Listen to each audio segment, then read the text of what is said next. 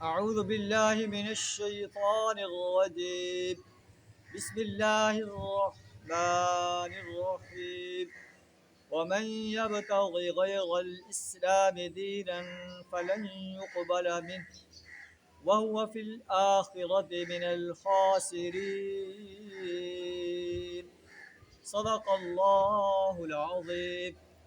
اللہ ارشاد فرمانا ہے کہ جو شخص دین اسلام کے سوا کسی اور دین کا طالب ہے اور طریقہ زندگی اختیار کرنا چاہتا ہے، فلن یقبل منہ، اس کا وہ طریقہ ہرگز قبول نہیں کیا جائے گا.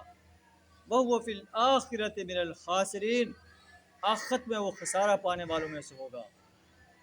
دین اسلام ہی وہ نظام زندگی ہے، صحیح طریقہ زندگی ہے جو انسانیت کے لیے مقرر کیا گیا ہے. ان الدین عند اللہ الاسلام، اللہ کے نزدیک دین اسلام ہی ہے. اور جو دین اسلام کو چھوڑ کر کسی اور دین کو اختیار کرتا ہے، اللہ فرماتا ہے اس کا یہ دین قبول نہیں کیا جائے گا. وہ فی الآخرۃ من الخاسرین، اور وہ آخرت میں خسارہ پانے والوں میں سے ہوگا. اللہ سے دعا کریں ہمیں دین اسلام پر پختہ یقین رکھنے کی توفیق عطا فرمائے.